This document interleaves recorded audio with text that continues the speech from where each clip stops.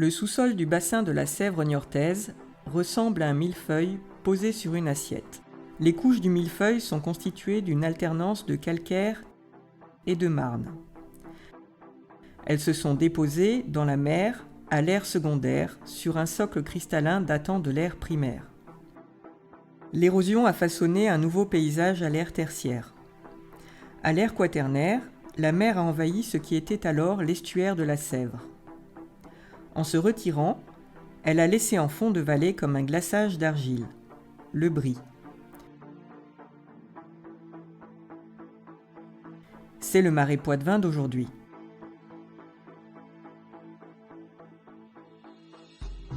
Broyés par le jeu des failles et soumis aux intempéries de leur temps, les calcaires sont pleins de vide. Les marnes sont plus compactes. Elles contiennent plus d'argile, qui leur confère une certaine imperméabilité.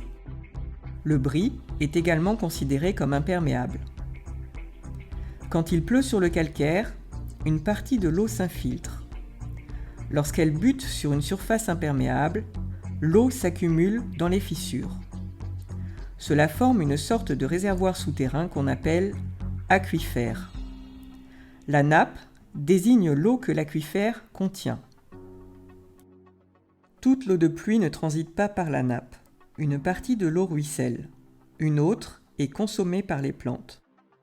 En hiver, les plantes ne consomment presque pas d'eau. L'eau de pluie peut s'infiltrer jusqu'à la nappe.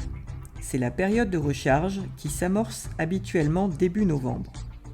Fin mars, les dés sont jetés et la nappe ne fait plus que se vider.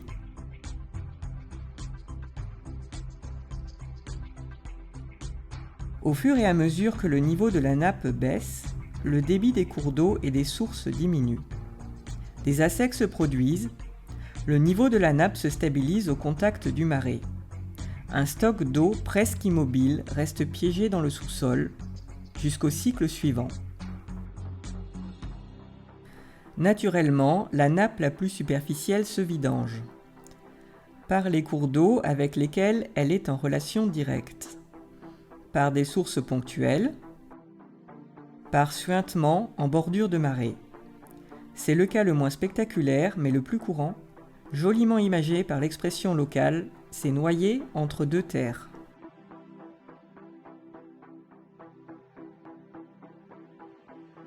Les prélèvements réalisés pour la production d'eau potable, l'irrigation, l'industrie et autres usages accélèrent la vidange estivale.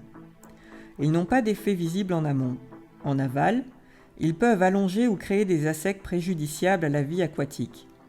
Plus tard dans la saison, les pompages créent une dépression dans le stock qu'il faut combler lors de la recharge suivante.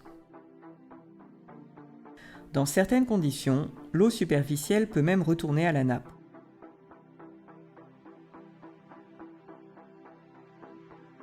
Élaborer collectivement une stratégie pour résorber ces problèmes est un des enjeux du SAGE Sèvre niortaise Marais Poitevin.